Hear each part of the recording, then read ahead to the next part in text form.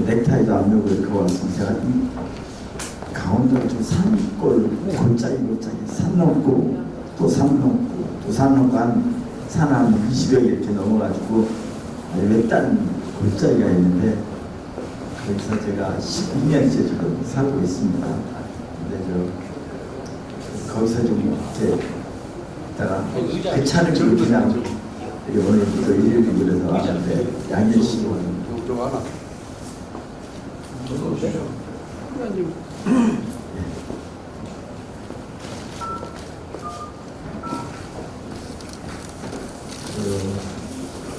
요즘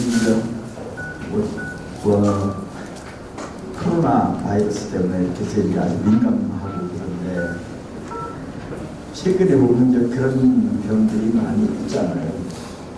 노무현 정부 때도 이런 게 있었어요. 그때 사스가 있었습니다. 그 다음에 이명박 정부 때도 신종플루라는 게 있었어요. 그리고 박근혜 정부 때도 메르스가 있었고, 그리고 이번에 이제 이렇게 되는데, 박근혜 정부 때 메르스로 죽은 사람이 제가 좀 기억하기로 38명입니다. 이명박 정부 때 신종플루로 죽은 사람이 263명입니다. 4강령. 그런데 노무현 정부 때 그 당시에 그 당시에 죽은 사람이 사스로 죽은 사람이 한 명도 0명입니다. 이명박 정부 지금 현 정부에서도 아직까지는 지금 잘 대처를 하고 있습니다. 그러니까 그런 외국에서 들어온 그런 유행병에서 죽은 사람들이 제일 많은 게 박근혜 38명, 이명박 263명이에요. 사실 우리가 지금 노무현 정부 때도 한 명도 안 죽었고 문재인 정부는 좀 지켜봐야 되겠지만 저는 잘 대처하고 있다고 생각합니다. 그러니까 그런 데 대해서 이런 상황이 있을 때는요, 여야가 없잖아요. 잘하면 잘한다 박수 해주고 좀 충고하고 이걸 좀 고치자 하고 이렇게 하는 게 애정을 갖는 건데, 그걸 그냥 비난하고 하는 모습이 있는 때마다 조금 자기들이 옛날 집권할 때는 어떻게 했는가, 자기들이 집권했을 때는 얼마나 많은 사람이 죽었는가, 그런 생각을 하면서 정부를 비판하는 게 약간의 역할이 아닌가 하는 생각이 들 때가 있어요. 제가 작년 6월에 시골에 살다가 광복회 선거가 있어가지고, 광복회장은 그냥 임명하는 게 아니라 선거를 뽑으니까 선거에 제가 당선이 됐습니다. 그래서 6월부터 광복회장을 하는데, 여러분 광복회는 말을 많이 들어보셨을 텐데, 우리나라에서 안중근 의사의 후손, 윤동길 의사의 후손, 단재 신철 선생님의 후손, 몽양 영원 선생님의 후손, 최홍 선생님의 후손, 이렇게 독립운동을 해서 국가에서 평가를 받아서 훈장을 받은 사람들의 후손이 8,600명이 있습니다. 8,600명이 조직원이 되어 있는 그 부분이 바로 광복회입니다. 그런데 광복회를 운영하거나 하는 것은 사실 정기 지원을 받아서 운영합니다. 우리 상수명비라든지 인건비라든지 이런 전국의 지방에 시도지구마다 조직이 있고, 또 기초단체마다 서울 종로, 중구, 강남, 서초구 이렇게 시권마다 강남 지회가 또 있습니다. 전국에 이렇게 지회도 있고 해외 지회도 좀 있습니다. 해외에 운동한 사람들이 예를 들면 샌프란시스코, 필라델피아에 서재필 선생님 중심으로 후원들이 사는 거기 있고, 해외 지회가 좀 있고가 있고, 지금 그렇게 조직이 되어 있는데, 회장을 뽑는 거, 회장을 임명을 하지 않고 회원들이 뽑습니다. 뽑는데 직접 8,600명이 직선을 하는 게 아니라 대의원을 80명을 뽑아요. 뽑고 대의원 80명이 선거를 합니다. 그래서 작년에는 이게 선거가 있으니까 회원들 중에서 이렇게 경선을 했는데, 여러분들이 아시는 분인데 잘 아실 때 이종찬 전 국정원장 기억하던 이종찬 의원이랑 저랑 둘이 나와가지고 대여 80만 원 경선을 했는데 제가 50대 30으로 제가 당선이 됐습니다. 그래서 4년 임기 이제 이 지금 원부회장을 지금 작년 6월부터 하고 있습니다. 근데 저는 시골에 있다가 이번에 막혔다고 하는 이유 중 하나가 지금 한반도의 정세가 안타고 변형의 한복판에 여기 있습니다. 한반도의 정세가 안타고 향후 5년, 10년 안에 우리가 어떤 결정을 하느냐 하는 것이 우리 100년, 200년이 우리 민족 공동체의 운명을 좌우한다고 생각하고 이 시점이 굉장히 중요하다고 생각합니다. 사실 노무현 정부나 김대중 정부만 해도 국제적인 정세가 이렇게 유동적이 아니기 때문입니다. 근데 지금은 굉장히 국제적인 정세가 유동적이기 때문입니다. 한반도의 국제적인 정세, 사실 우리가 한반도에서 가장 우리가 가슴 아픈 것 중에 하나는 두 가지입니다. 해방 이후에 하나는 친일 밀청사, 그래서 친일 반민족 세력들이 사회의 주류가 됐다는 게 가장 그게 가슴 아픈 일이고, 또 하나는 우리 국민의 뜻에 물어보지도 않고 외세에 의해서 우리가 남북으로 갈라진 분단입니다. 이 분단과 친일 밀청산이 한국 사회의 모순의 핵심이라고 생각합니다. 모든 모순은 거기서 출발합니다. 근데 그것이 지금 요동치고 있는 겁니다. 75년 만에 지금 요동치고 있는 것입니다. 향후 5년 동안 우리가 어떻게 하느냐 하는 것이 그것이 우리 민족의 공동체의 한 사람 한 사람 이렇게 우리 후손들이 운명을 좌우한다고 생각합니다. 그런 시점이기 때문에 내가 나와서 우리 사회에서는 그래도 이게 권력도 없고 돈도 없는 조직이지만 광복회가 가지고 있는 국가 정통성의 중심에 있는 그런 가치관을 가지고 있는 조직이기 때문에 이 조직을 한번 하면서 이렇게 기여를 한번 해보자 하는 것 때문에 시골에 살다가 제가 나와서 일을 하겠다고 나섰습니다. 사실 우리 사회는요, 1945년 해방 이후에 미군정 3년을 포함해서 지금까지 우리 사회의 갈등 중에서 한 사례를 보면은 1946년 미군정 하에서 대구에서 친반민족 세력에 저항한 민중들이 저항이 있었습니다. 그것이 대구 10월 항쟁입니다. 이어서 제주 4.3 항쟁, 그리고 여순 항쟁, 4.19 항쟁, 4.19도 부정선거를 앞선 사람들은 친반민족 세력입니다. 저항한 것은 민중입니다. 그런 항쟁이 친반민족 세력에 대한 민중들의 저항의 역사였습니다. 그 이후에 있었던 5.18 항쟁이나 부마 항쟁이나 또 6월 항쟁이나 최근에 있었던 촛불 혁명이나 사회혁명이나 이런 것이 그 들고 일어난 사람들은 야당이 아닙니다. 민중인들이 들고 일어나고, 박근혜 정권은 야당이 무너뜨린 게 아닙니다. 역사의 역사의 진실이 무너뜨린 겁니다. 근데 역사의 진실이 투쟁이 그런 역사 계속 이어왔습니다. 그것은 바로 친반민족 세력에 대한 역사의 진실이 투쟁이었습니다. 근데 그 중에서 성공한 것은 사회혁명이나 촛불혁명을 혁명이라고 부르고, 새가 조금 일정 부분 있는 거 있지 않습니까? 새가 좀 있어가지고 무시 못하고, 그런 건 5.18 항쟁, 제주 4.3 항쟁이라고 항쟁이라고 얘기하고, 그리고 세 가지 없는 거 지금 이렇게 세 가지 없는 거는 아직도 반란이라고, 여순 반란이라고 그러고 사태라고 이렇게 설명하세요. 이게 사실은 똑같은 다 혁명입니다. 대구 10월 항쟁도 혁명이고 여순 항쟁도 혁명이고 다 혁명입니다. 그게 매우 다 같이 하는 겁니다. 그래서 그 문제에 대해서는 우리들이, 그런데 우리가 그런 혁명과 민주주의 저항과 희생, 이걸 통해서 75년 전에 보였던 물이 제가 강원도에 있으면 내리천이라고 그럽니다. 위에서 혼탁한 물이 흘러요. 근데 한참 몇 킬로 내려가다 보면 맑아져.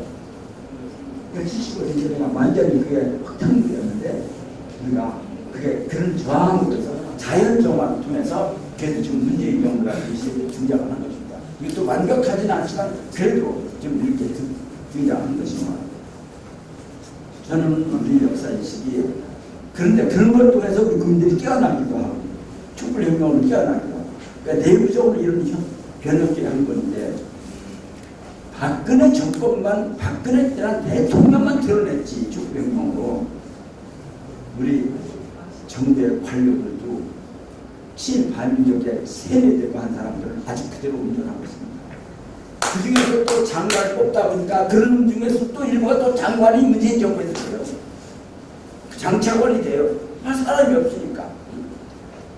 의회도 마찬가지고 사법도 마찬가지고 언론 권력도 마찬가지고 이렇게 우리 사회가 전반이 친반민족 세력 밀제 식민지 36년 밀제 강점기 36년 친반민족 세력의 강점기 76년 아직도 강경입니다.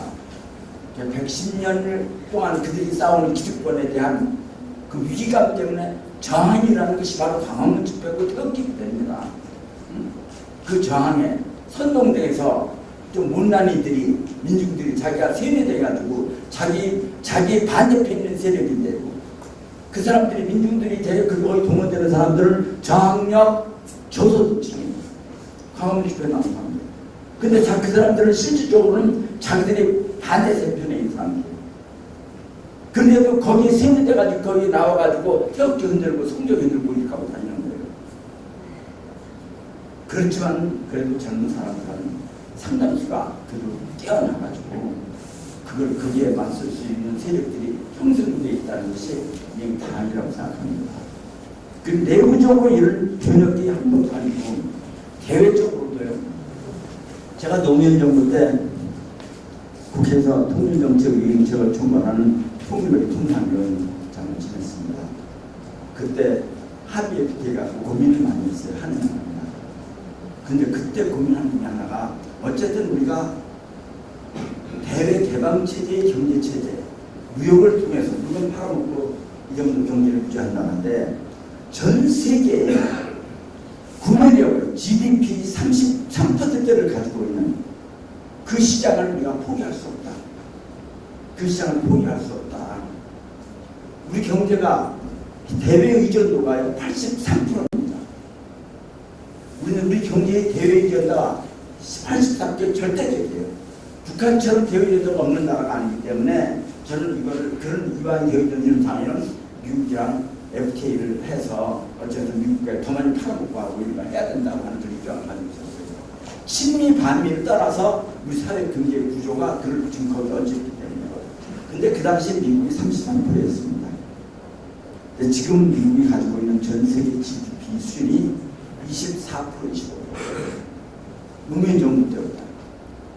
그런데 1945년 제1차 세계대전이 끝난 그 직후에는 미국이 차지하고 있는 전 세계 GDP가 70%를 차지하고 있습니다. 그래서 미국이 세계 최대 강국 미국이 최대 이익을 반영한 동북아 정책이 한반도입니다. 미국이 힘이 떨어지면 분단 체제가 흔들리는 겁니다. 미국의 힘이 떨어지면 떨어질수록 분단 체제가 흔들리는 겁니다.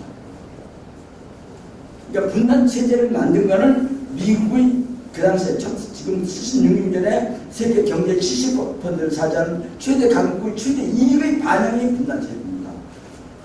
그리고 저는 그래서 지금 이게 한반도의 분단 체제에 대한 동요가 지금 있다고 봅니다. 그리고 그 당시에 1945년에 미국의 동북아 정책의 핵심은 일본의 평화헌법입니다. 그리고 중국을 해양 쪽은 완전히 중국이 약하니까 해양 봉쇄입니다. 바다를 믿어 오지 말아라. 해상권 장악이 있으니까. 근데 이게 이 세 가지 축입니다. 한반도의 분단과 남한의 친반민족 세력의 집권. 동반의 핵심 첫 번째가 일본이 평화헌법, 중국의 해양 봉쇄. 이 세 가지가 미국의 76년에 미국의 두 가지 핵심입니다. 그런데 일본의 평안법 문제가 미국이 필요한 겁니다. 국력이 딸리니까 니들이 좀 무기를 만들고 평안법 없어요. 미국의 공식 입장이, 미 국무성의 공식 입장이 우리한테 틀립니다. 평안법 없애고 정상국가로 가라는 겁니다. 그건 공식적인 입장입니다. 그래서 일본이 돈을 내서 일본이 무기를 만들고 이렇게 해서 중국과 러시아에 대항하는 걸 이렇게 만들어야 미국의 국가에 도움된다고 하는 겁니다. 그것이 어쨌든 미국의 필요에 의해서 하긴 하지만은 그 체제가 지금 흔들렸습니다. 그것도 그 다음에 중국의 해양 공세는 끝났습니다. 생각뿐이 뭐 이런 데 가지고 아시아에 쳐가지고 심지어 우리나라 독도 울릉도까지 왔다 갔다 하는 거 중국이 이 바다 진출은 더 이상 막을 수가 없게 되어 있습니다. 그래서 이 3대 축 중에서 2개 축이 무너졌기 때문에 한반도의 분단에 대한 국제적인 환경이 굉장히 약화되어 있습니다. 이럴 때 중요한 것은 우리 국민들이 어떤 자극을 하느냐, 특히 남한에 있는 어떤 집권세력이 집권하고 남한에 어떤 사람들이 줄을 걸고 가느냐, 이것이 우리 운동을 결정한다고 생각합니다. 그래서 지금 이 시기는 저는 혁명기라고 생각합니다. 개량주의적인 게 아닙니다. 피해를 안 늘리고 폭력을 할 뿐이지 이건 혁명입니다. 지금 이 혁명, 우리가 지금 여기 지금 보이는데 우리가 혁명물입니다. 이게 무슨 의식면에서 한국 사회 변혁해서 혁명이지 개량주의나 개혁 이런 수준 갖고는 아닙니다. 그런데 이런 상황 속에서 여러분들이 이렇게 모여서 이렇게 모신다고 해서 제가 여기 와서 한번 인사도 드리고 말씀해야겠구나 생각했습니다. 그리고 저희들이 작년에 여러분들 아시다시피 3.1 혁명 100주년, 임시정부 창립, 민정부 수립 100주년, 조선열단 창립 100주년이 지났습니다. 올해가 101주년입니다. 이게 더 중요합니다. 100주년이라고 하는 것은 과거를 어쨌든 초점을 맞추고 있습니다. 근데 올해 100일은 첫 번째입니다. 100주년. 이건 미래를 향한 첫 발을 딛는 겁니다. 굉장히 중요한 시기입니다. 100주년이 지났으니까 이게 끝났다 이게 아니라 이게 미래를 향한 첫 발입니다. 제가 며칠 전에 3.1절 행사를 하면 이제 군대를 어떻게 진행하느냐, 행사를 어떻게 프로그램을 세우느냐 하는 것 때문에 행정안전부랑 청와대 담당하는 사람이랑 강북에 와서 협의를 좀 1시간 동안 했습니다. 제가 강조한 점이 이게 100주년이 지났으니까 끝난 게 아니다. 이게 더 중요하다. 첫 번째가 100일이 더 중요하다. 근데 그건 미래지향적이야 됩니다. 미래지향적이다. 그걸 국민들에게 미래지향적인 의미를 드리는 겁니다. 그래서 한 사례를 이렇게 하려고 했어요.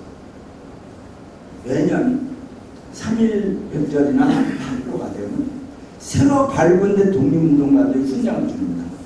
새로 발굴된. 올해도 누군지 모르게 있을 거예요. 3절에. 그런 거기 나오는 사람이 그 집에 장손이 나와요. 그렇지 않아요? 그 장손이 되게 나이가 60대, 70대. 근데 독립운동한 사람이 돌아가셔서 뭐 몇 대, 한두 대도 얘기했지만, 그래서 그 장손이 나오지 말고 그 집안 얘기를 해서 중고등학교 학생을 나오고 초등고등학교 위안을 받는 건데 젊은 애들이 받게끔 하자. 대통령이 훈장을 줘도 초등학생, 중학생, 고등학생한테 주도록 하자. 그래야 이게 미래 세대가 연결된다고. 이게 작은 거지만 이게 독립운동 정신이 과거 일을 기리는 데서 그쳐서는 안 된다. 앞으로 우리가 무슨 일을 하는가, 앞으로 나가는 길에 대해 연결시키는 그런 의미를 주자. 그런 얘기를 해서 그런 식으로 프로그램을 협의를 지금 하고 있습니다. 제가 생각하기에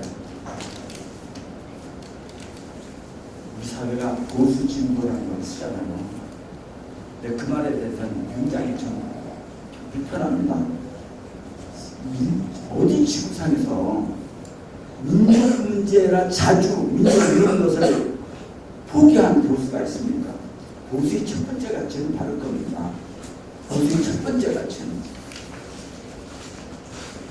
그런데 일본과 싸우면은 이번 말 들어보면 물을 거라고 경제보험 이렇게 얘기하고 미국과 얘기하면 전시장 조금 미국 갖다 바쳐. 이게 어디에 무슨 보수입니까? 이거는 보수가 아닙니다. 보수와 진보는 서로 경쟁의 대상인데 우리 보수는 경쟁의 대상입니다. 혁파의 대상입니다. 이건 보수가 아닙니다. 안중근 의사는 진보고 그러면은 이완용이는 보수입니까? 이완용이가 공존을 해야 함께 논의해야 될 안중근 의사랑 이완용이한 사람들 같이 모여서 국가비리를 상의할 생각입니까?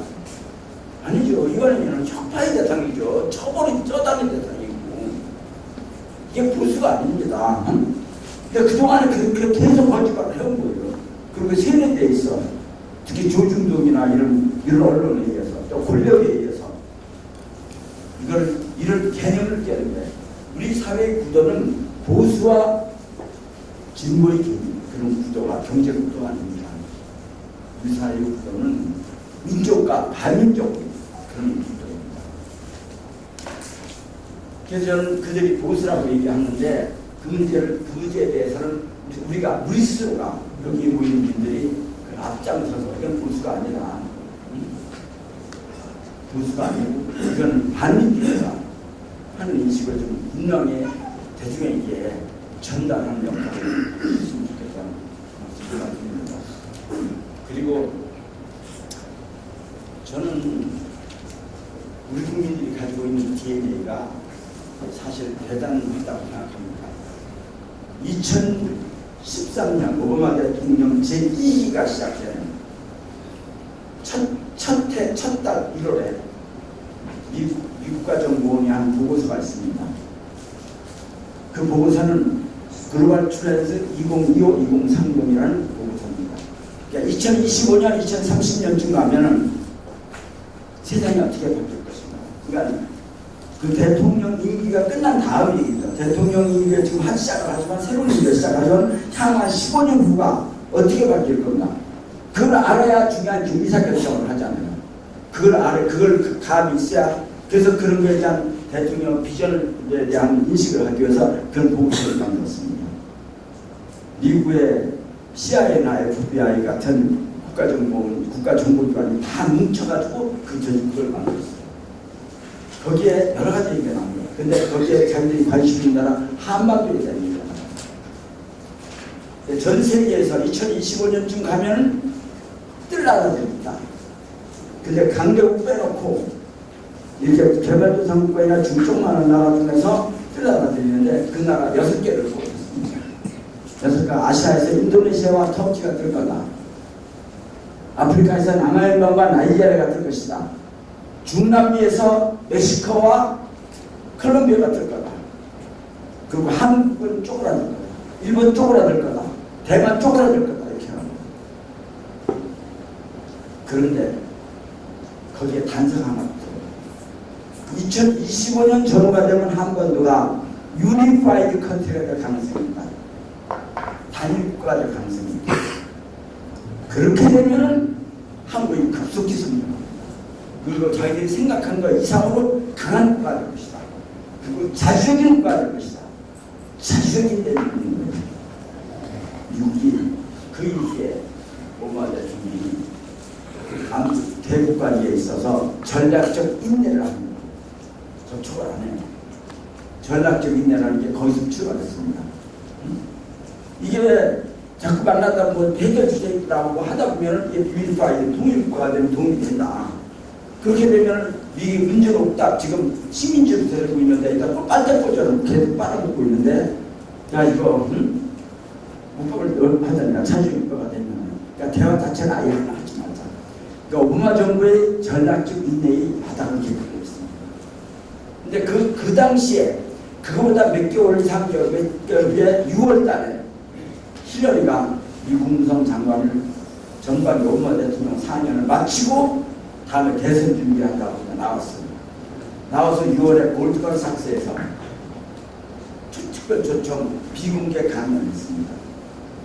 강연료가 7억 5,800만 원. 그 큰 돈을. 그러니까 돈값도 해야 되잖아요. 비공개, 그 진실을 솔직하게 얘기해요.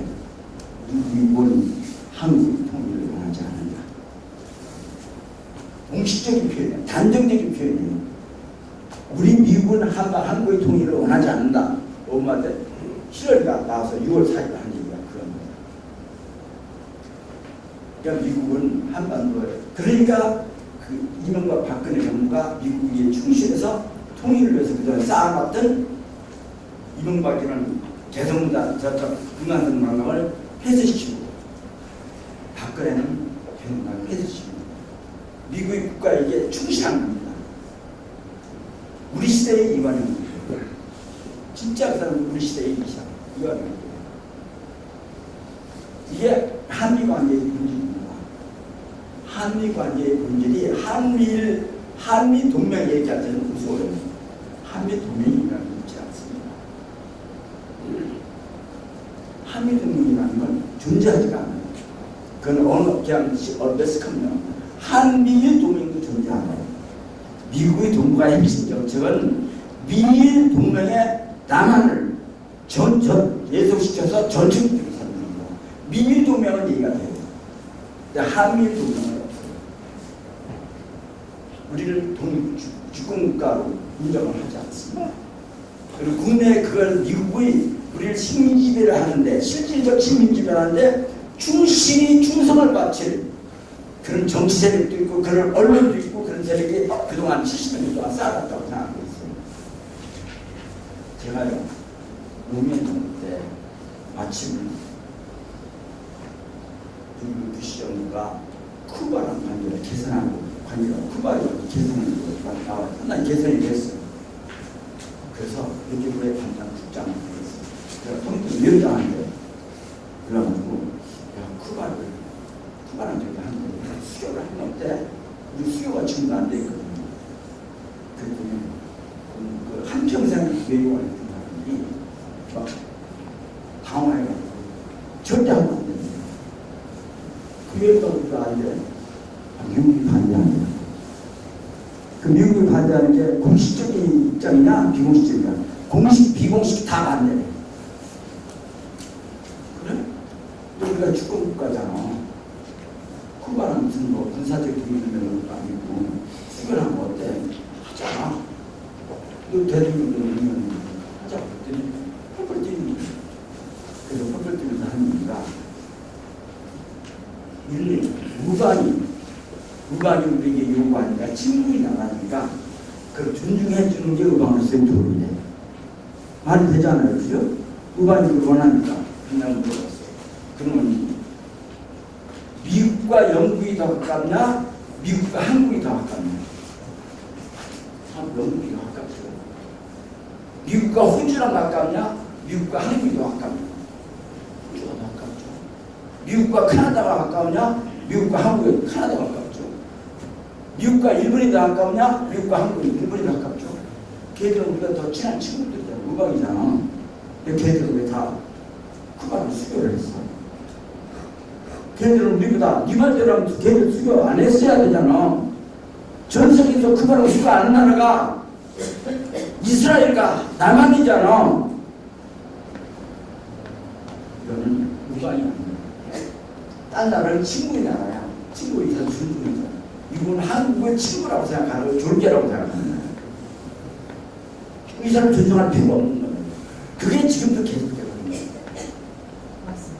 문재인 정부가요, 일본의 경제법 문제를 대통령 미국과의 신뢰관계를 흔들지 않고 하려고 그 문제에서 계속 미일 관계를 하는 게 뻔하니까 뭐 김현정이 보내기도 하고 이렇게 해가지고 계속 문서적으로 이거 좀 중간에 좀 서가지고 일본고 경제법 하지 않게 좀 해주십시오.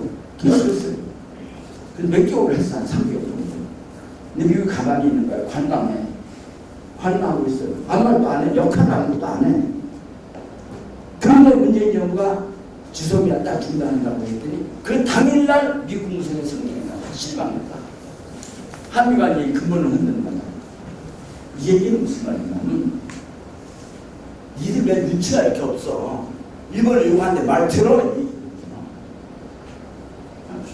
미일도는 동맹관계였거든요. 친구관계. 우리는 한국 졸개인데 이 졸개가 니들 왜 이래? 이런 얘기입니다. 그게 이 정도도 계속 되고 있는 거죠. 이걸 어떻게 깨느냐? 우리 민중을 뛰어난 민영들이 목소리 이렇게 다시 없어요. 우리가 그걸 어떻게 지원했냐. 올해는 그 미국의 대미 종속 관계를 전 반미가 아니라 친구의 관계로 우리를 존중하는 관계로 우리도 독일처럼 대우해달라, 일본처럼 대우해달라. 제가요 국회에서 통일교류 통상위원회에서 오래 했습니다. 위원장님처럼. 그러면서 한미관계 정리는 참 황당해요. 분노가 튀겠어요. 미국이 전 세계 80개 국가 정도에 지금 주둔하고 있습니다. 근데 그 주둔한 나라의 관계에서 행정협정이 있습니다. 미국이 지휘에 관한 행정협정이 있습니다. 미국과 독일 사이에도 행정협정에서 미독 소파라고 합니다. 미국과 프랑스와의 소파가 있습니다. 일본과의 소파도 있고 우리와의 소파도 있습니다. 독일과의 소파에 이런 거 있어요. 미군 지진의 환경 오염에 원상 회복의 책임을 미군이 진다 이렇게 되어 있습니다. 우리는 소파에 미군 지진의 환경 오염에 원상 회복의 책임을 미군이 지지 않는다. 독일의 경우에는 미군과 독일 여성 사이에 아이가 태어날 경우에 그 아이에 대한 부양을 책임을 미군이 진다 이렇게 되어 있습니다. 아무 주장이면서 또 도망가 버리면 끝나. 법적인 소급이 나는 것도 있어요. 근데 그거를 국회에서 내가 고치자. 일본 순위로 고치자. 독일 순위로 고치자. 이하면 지금 보수라고 표고한 사람들이 저는 빨리 얘기해요. 또 빨리 얘기해. 김원이 빨리 얘기해. 반미주의자. 이게 한국 정치. 그리고 거기에 조주적에 한국과 왔어. 그런데 아쉬운 건 아까 얘기한 글 문제에 대해서 한겨레 신문도 글을 안 쓰는 거예요.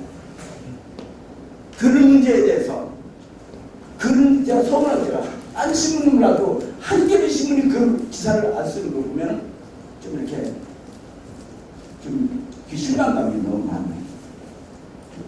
그 그런 거를 일깨워주는 역할 여러분들이 주시기 바랍니다. 올해 팀장님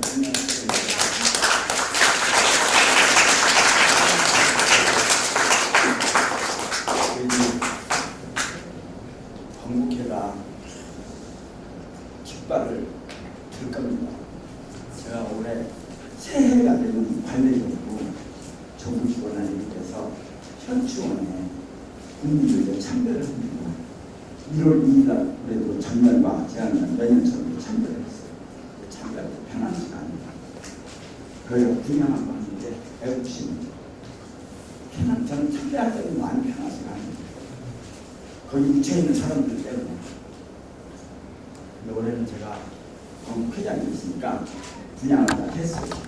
하고 회원들을 다 끌고 갖다 따라오라고 했어요. 그 따라오는 장소가 거기 묘소 중에서 풍수지게 하는 사람들이 가장 명당이라는 장소가 있어요. 햇빛이 비치는 시간이 제일 길어서 높아요.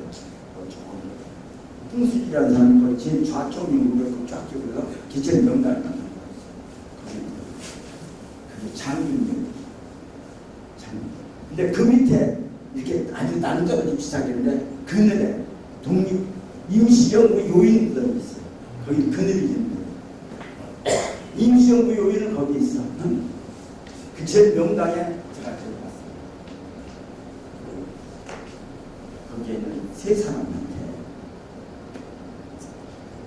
헌법을 이렇게 만들어가지고 이렇게 간판 붙이는 거 있잖아요.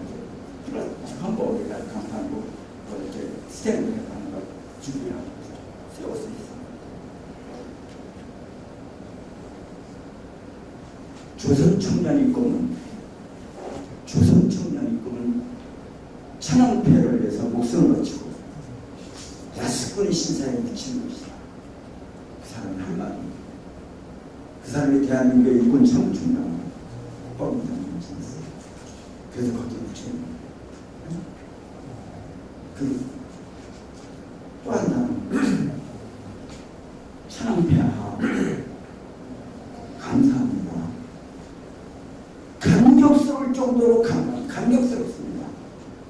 조선인을 진경 군복을 입게 해주셔서 그렇게 한 사람이 구체였어요. 우리 조선 중원들은 천황폐하를 사랑합니다. 천황폐하 우리를 사랑합니다. 하십니다. 이렇게 얘기했는데 또 건담을 붙여놨어요. 근데 그분들은 양쪽 쪽에 붙여있어요. 저 밑에 독립운동한 사람이 붙여있어요. 그게 지금 국민들께 68년이 붙여있습니다. 그런 사람. 그래서 이번 총선을 앞두고 제가 그 문제를 해결하는 겁니다. 어떻게 합니다. 모든 당 후보에게 그 문제를 두 중에 하나 택하라. 이장을 하든지 아니면 거기다가 단죄비를 세우든지 시행정비 똑같은 지금 도로 이장 안 하는 사람은 옆에 지금 단죄비를 또 하나 비석을 세우겠다. 그런 상원법을 개정하는 것을 동의하느냐 안 하느냐, 찬성하느냐 안 하느냐 하는 걸 모든 후보에 그리고 그걸 공개하는 국민들이 뛰어난 국민들이 제대로 판단할 수 있도록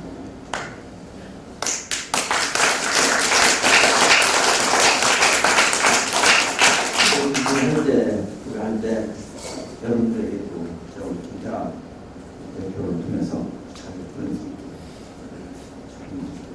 누가 찬성하고 누가 반대하고 누군도 답을 안 할 거예요. 하나만 안 한 대로 이렇게 해서 우리 광복회원들이 우리 지역마다 있는 각 시군마다 있는 지역단위에 직접 찾아가서 확인하는 거예요. 찬성이나 반대. 그래서 그 공개를 선도하는 20년 아주 그런 일을 함께하는 그런 우리가 우리 시대의 조선이었다. 우리 시대의 조선이었다. 여러분들이 함께 좀 있습니다. 감사합니다.